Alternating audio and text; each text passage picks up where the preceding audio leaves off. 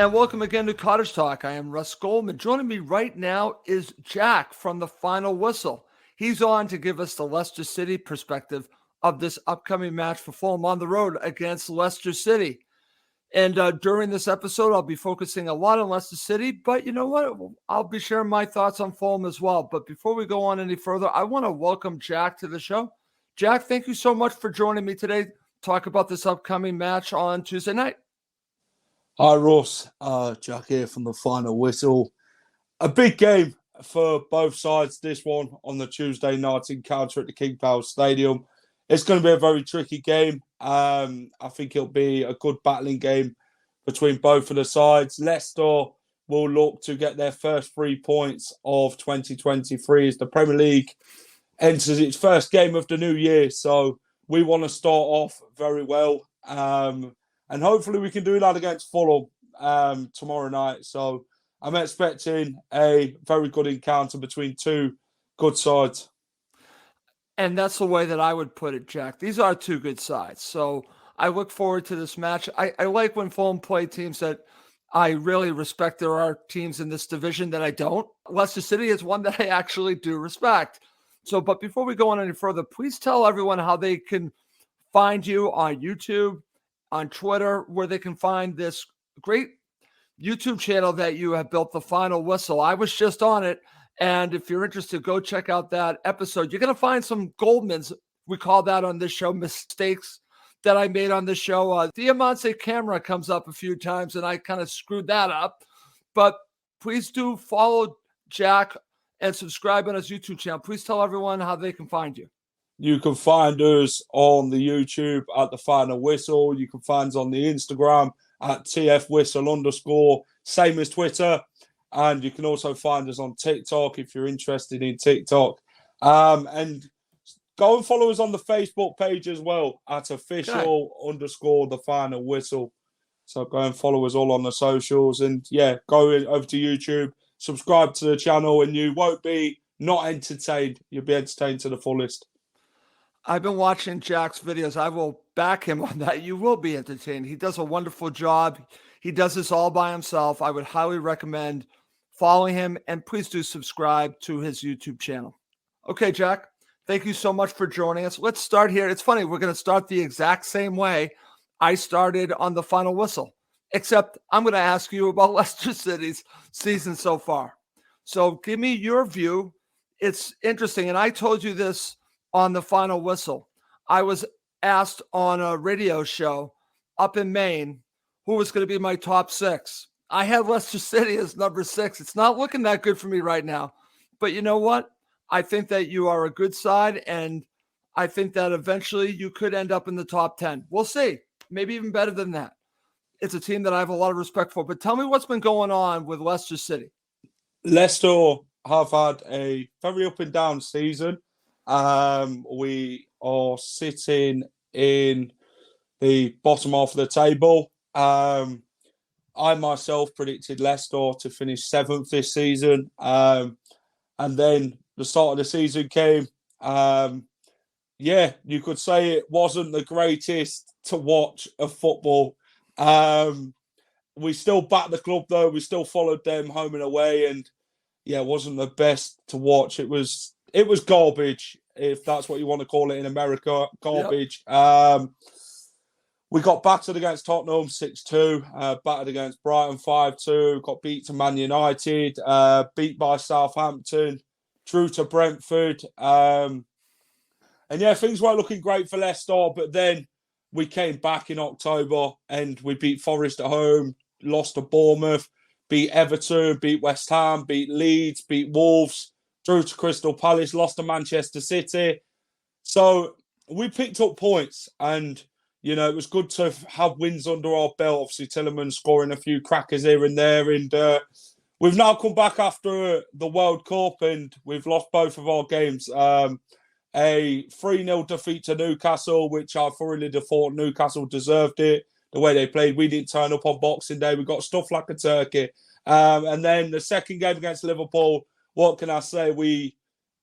I thought we played really well against Liverpool. It was a better performance than what we played against Newcastle. We turned up, we controlled the game well, and did everything that we needed to, except while fast scoring not just one own goal, he scored two and gave Liverpool all 3 points. So that was the most disappointing side of the game. But I thought an overall good performance, and it's positives that we can go and now take into the Fulham game on Tuesday night. Okay, I have to share this comment. This is from a friend of mine who happens to be a Liverpool supporter, so get ready for this. Hi, Jack. I hope Brendan has been working on Leicester not scoring any own goals ahead of your game against Fulham. So thank you for sharing that, Chris. Chris is actually not, like I said, not a Fulham supporter. He's actually a New England Patriots supporter. I do a Patriots podcast I've got too. one thing back to him, Russ, there. Okay. How did it feel Canate scoring an own goal against Brentford? Okay, I'm sure I'm going to get another comment from Chris. Chris doesn't shy away from comments. Thank you very much there, Jack. I want to focus still a little bit on the season so far. I want to go back even further, and I want to ask you about the summer transfer window and how maybe that summer really affected what you're seeing now with all of the speculation, the moves, and all of that. Did it really start before the season even began? You could put it that way, yes. Brendan Rodgers talked about a big rebuild that every Leicester fan read into and rubbing their hands for. And then, it didn't go the way Brendan Rodgers said it would. I don't know if it was Brendan Rodgers taking pressure off himself due to all the speculation about him not winning games last season and stuff like that, to kind of like keep the fans on side and not going against him and making them believe that a big rebuild was going to happen. But we didn't really have the greatest of windows, did we, to be honest? And we lacked where we needed to. And, we didn't really bring anyone to the table, did we, Leicester, in the transfer window? We brought in Wout Faes for £15 million from Stade Reims, the League One side. And we sold, obviously, Wesley Fofana to Chelsea, a move which Leicester didn't want to get rid, but then Wesley Fofana threw his toys out the pram, didn't want to play for the club and disrespected us. And, we had to get rid in the end. It forced our hand in a way. And, we got £75 million for him. So we then replaced him, like I said, with Wout Faes. Wout Faes he's been fantastic, but the last two games, he's kind of been on a bit of bad form. And obviously, Liverpool fans would know that, and so would if you watched him against Newcastle. But the window wasn't great, and it wasn't what we expected at the start of the season. Well, what's interesting about Fofana is that you don't want players that don't want to be there. And I totally understand this. And again, I don't know this player personally. I don't know him, but I don't like players that do this. You respect the club. You respect the team that you play for. You don't do that. I don't care if you want to leave. You don't do that. And I was watching all this from afar and thinking, this is just wrong. So, again, that's just my opinion on the Fofana situation. I'm glad that you got a good amount of money from him. We'll just leave it at that. Let's move on. I do want to share this from my friend Chris again. Fair there, Jack. Liverpool were awful today against Brentford. Yes, Chris, because I had it as I was doing Jack's show, I could see that. So not a good day for Liverpool. So just want to mention that. All right, my friend, let's move on. So let's now talk about Brendan Rodgers. And I've got my own little thing with Brendan Rodgers. I didn't like the way he left Celtic, to be honest with you, and came to Leicester, because I'm like, he did this, and midstream he leaves to go to Leicester City. But, I understand the coaching in the Premier League, that I get all that. But what's been going on now? Like you said, it's selling your supporters on a rebuild, and it just hasn't worked, I guess. Yeah, I think with Brendan, the results from the first 7 games wasn't great. We were getting slapped up here and there, and he was throwing everyone under the bus. The fans wanted him out of the club. The fan base is split at the minute, Russ. Let's be honest with Brendan Rodgers. It only takes a couple of bad results now, and they'll be back at him again. There was boos, there were signs wanting him out. There was even a sign saying that it's time to act now to the board, in that sacking Brendan Rodgers. And Yeah. Leicester fans didn't feel that he was the right man to get us out of this mess, because Brendan Rodgers has never been in a relegation battle or something of a kind. He's never been in this situation before. He was at Liverpool, and then after 3.5 years, he obviously got the sack, and Liverpool fans said, Jack, it will happen at Leicester, and we didn't believe that it would. Brendan Rodgers is a plan A man, but he ain't got a plan B. He plays one style, and that's it. I think with Brendan, he's fell out with a couple of players in Dennis Pratt, Kaglar Soyuncu. So it's one of them with Brendan. If you say something to him, then you dropped, you're not playing again. And I think with Brendan, he talks a good game in the press conferences, but you've got to put it onto the field, on show, for the fans to believe in what you're saying. And if things ain't what you're saying, Brendan, and it's the complete opposite, the fans ain't going to be happy, because they pay good money to go and watch Leicester City perform. And if Leicester City ain't performing, they have a right to voice their opinion. And Brendan's a very frustrating manager, Ross, in my opinion. Okay. I like Brendan as a bloke. I don't have no bad words to say about Brendan. Met him a few times, and yeah, it's kind of frustrating.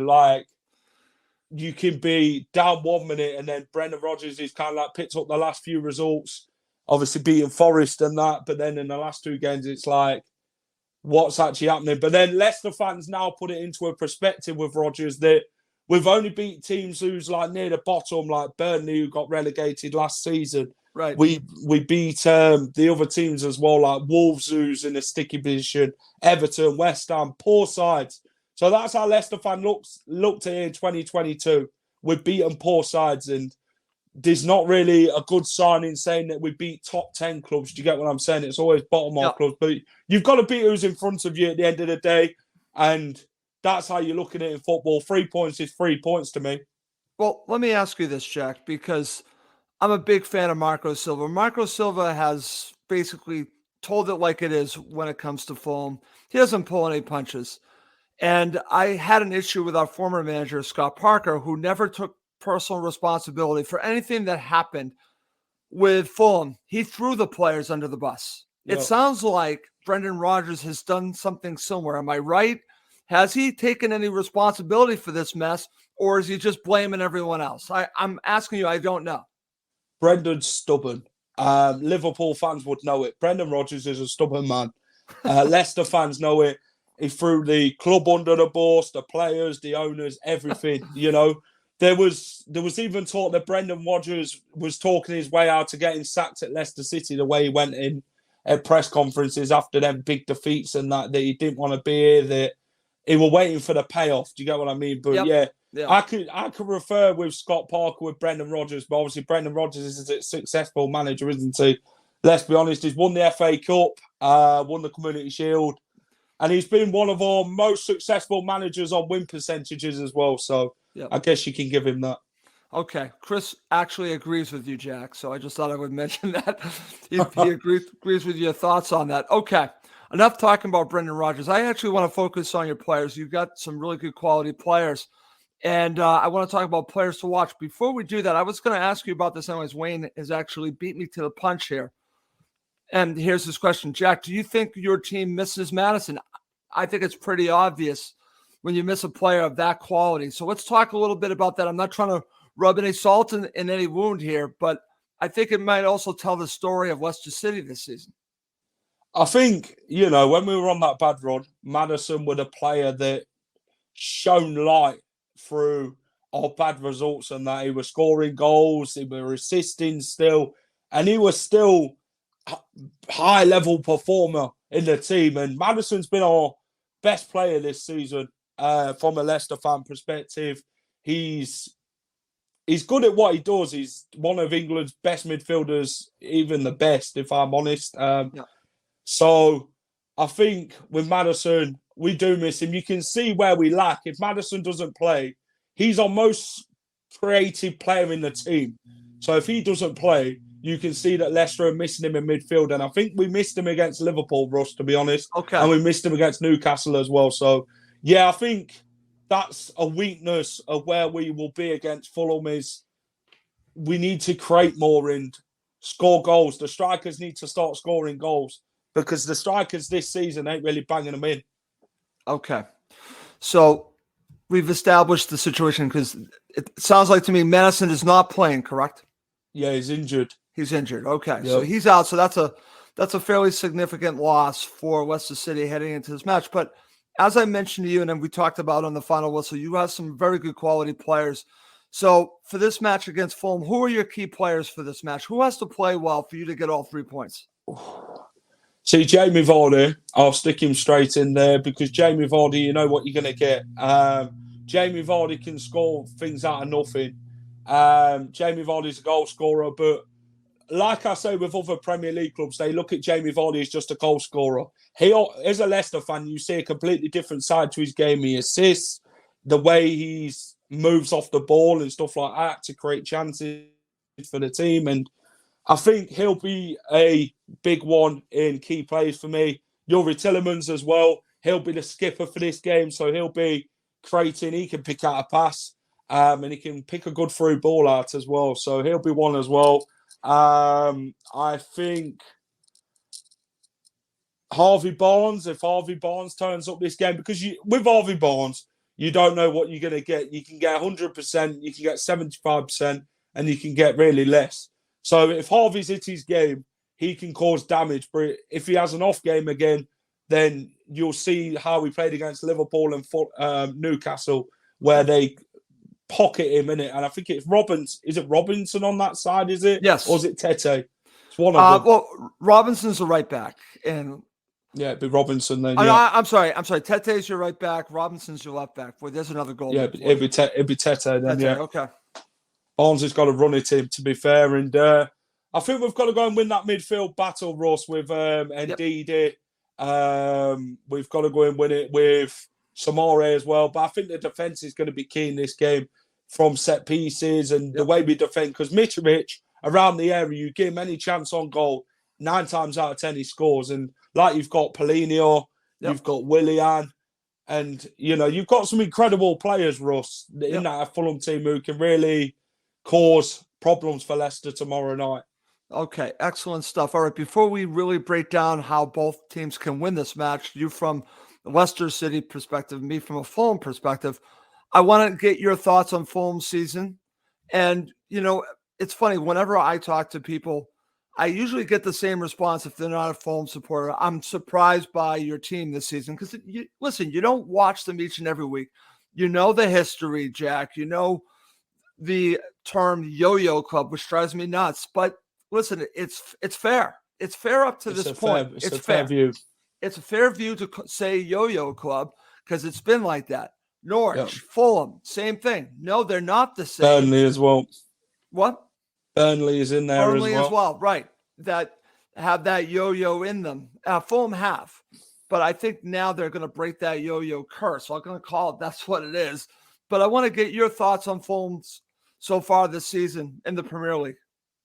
Fulham's had a very good season.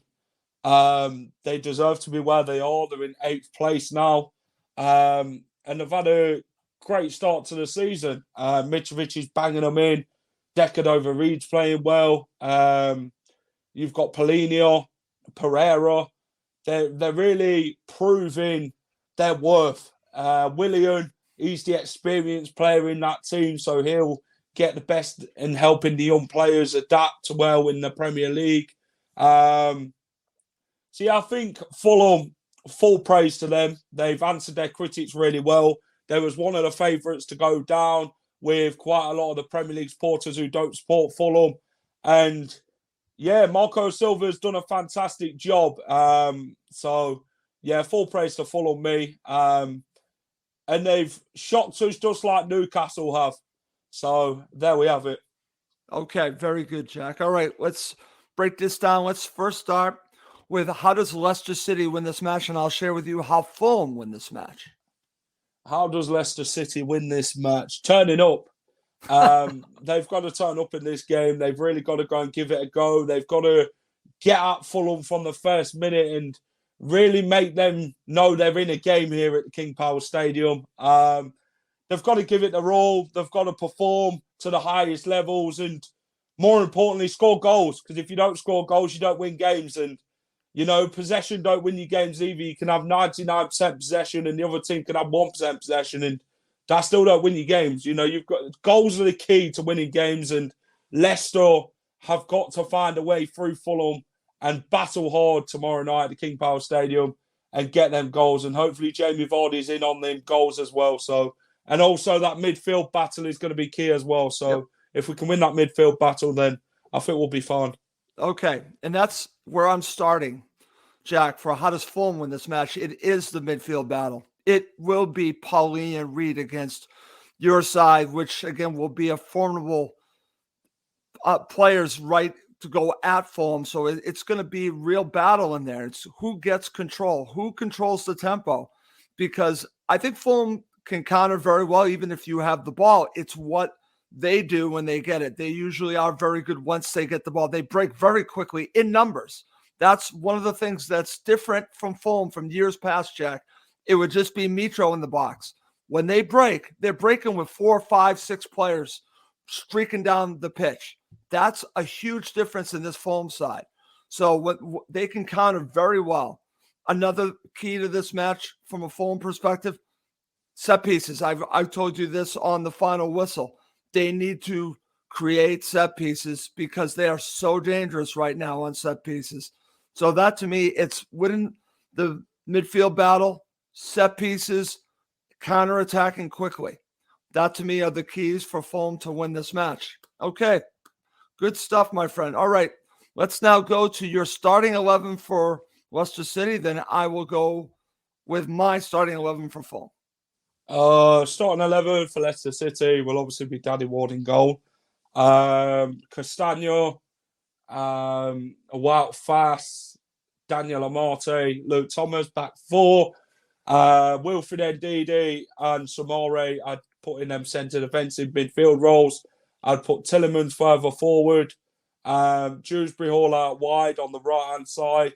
Barnes left and Vardy up front. But then I might switch it in Iheanacho playing and potentially you could probably bench either Samore or Ndidi. So we need 2 strikers, I feel, tomorrow to go and win the game. Okay, excellent. Okay, my starting 11, I've already predicted this on the final whistle, will be Leno. Your right back will be Kenny Tete. Your left back will be Anthony Robinson. Your center back pairing will be Diop and Tim Ream. Your trio in central midfield, which I think are very key in this match, will be Paulinho, Harrison Reed, and then, of course, Andres Pereira. On the left, I will go with Willian. On the right, I'm going with Bobby Decordova-Reid. He could change things up and go with Harry Wilson, but I think it's going to be Bobby Decordova-Reid. It could even be Dan James, but Dan James did not play well in the last match for Fulham. That's just a little heads up on that. Anyone that watched the match would know that. And up front, you're going with Alexander Mitrovic. That's what I'm going to go with my starting 11. Okay, coming up next, Jack and I make our predictions. If you're watching live, feel free to share your predictions.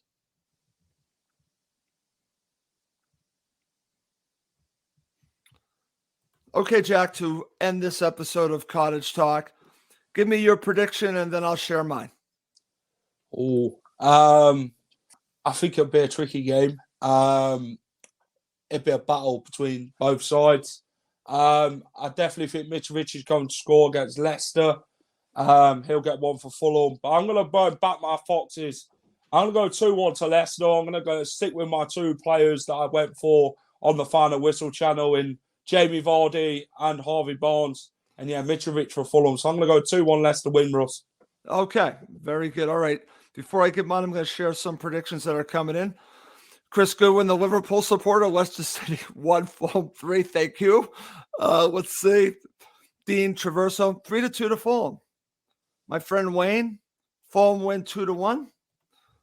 Paul Mercer's going for a 1-1 draw. Ralph Leach, 1-1. Vardy and own goal. Okay, so we're going 1-1. Uh-oh. Wild Faz own goal. Yeah, okay, going 1-1. I'm going to go with my same prediction I made on the final whistle. I think there are going to be goals in this match. I know you're talking about maybe struggling to score goals, but Fulham do give up goals. So I'm going for a 2-2 draw. I'd be happy with any result. I'm talking about positive result. I don't want Fulham to lose. But I would take a point out of this match against Leicester City, the team that I have, like I'll say from the very beginning, I have a lot of respect for. Before we wrap this up, I just want to mention that Jack Show, and please do follow him on YouTube, subscribe on YouTube to The Final Whistle. I would highly recommend it. That I made a classic Goldman on his show. He asked me about the players that Fulham and Leicester City had in common. He's going through all the players. He comes up to one, and I literally was thinking about a different player. He says, so your thoughts on Diamante Camara? And I'm thinking about Abubakar Kamara, which is a classic Goldman. Diamante Camara, anyone that follows Fulham knows what he gave Fulham in The Great Escape. That was a good Goldman by me, Jack. If you've ever watched the show moving forward, I usually make 4 or 5 an episode. Even in your show, I made a Goldman. So, but I just want to mention that I want to be honest when I make mistakes. Let's see what else we have before we go. This is from Sean Kennedy. This could be a tough game for Fulham. The midfield are key for the Whites. A draw 2-2. See, Sean's going with me on this. We know how difficult this is going to be. We're coming off of not a great performance against Southampton. We are. So I can definitely understand. Okay, Chris, do you need to have this? Yes, I know a Goldman. I get it. I get it, Chris. Thank you very much. Thank you very much. Okay. Well, listen, before we go, any final thoughts from you, Jack, about this match? Not really. I just think Leicester need to go and give it their all. Take the game to Fulham tomorrow night and really get stuck in and give Fulham a right game and make sure we get the first 3 points of 2023 because they're going to be crucial in the season. But the last one from me is good luck to Fulham for the rest of the season after tomorrow night. Thank you very much, Jack. That was very nice of you to say, and I'll say the same thing for you. Best of luck to you and Leicester City. Like I said in the beginning of the show, I have a lot of respect for Leicester City. I will say this. I said this on Jack's show. I'm going to end by saying this, that I truly believe the game changer in the Premier League was Leicester City winning the title, because I think you are seeing an even more competitive Premier League because of it. I think the best thing that ever happened in the Premier League was Leicester City winning that year. So full credit to everything that they built there. And I want them to stay in the Premier League, and I want them to thrive in the Premier League because they are an example of a team that did it the right way, that found a way to win a title. So they get my respect. And that's how I'm going to end the show. Before we go, Jack, please tell everyone how they can find you on YouTube and in other places. You can find us on YouTube at The Final Whistle. Please go and drop us a subscribe. Go and check out the match preview as Russ joined me from Cottage Talk to preview the game for tomorrow night. We do match previews, match reviews, Premier League predictions, watch-alongs and all that. So if you want a football fix, then The Final Whistle is the channel for you. Go and follow us at The Final Whistle on Instagram, Twitter, Facebook, and also TikTok. So go and check us out on there. And you will not, well, how do I put it? You will be entertained. I can back you on that, Jack. I've been very entertained. I will back you on that. Before we go, I keep saying before we go, but I just want to mention this. Some nice, kind words for you. Thank you, Jack, from a few people here. Paul Mercer. These are from Fulham supporters. So I just want you to know that. This is from Chris Goodwin. Subscribe to Cottage Talk. Thank you, Chris, because I always forget to say subscribe to Cottage Talk. Thank you very much. And also from Wayne Walden. Thanks, Jack. See, so people appreciate you coming on. And I think I don't want to speak for anyone else, but I think many would say best of luck the rest of the season along with me, Jack. So best of luck. But we do have to wrap up this episode of Cottage Talk. For my very special guest, Jack, from The Final Whistle, I'm Russ Goldman. Thank you as always for watching and listening to Cottage Talk, now part of the talkSPORT Fan Network.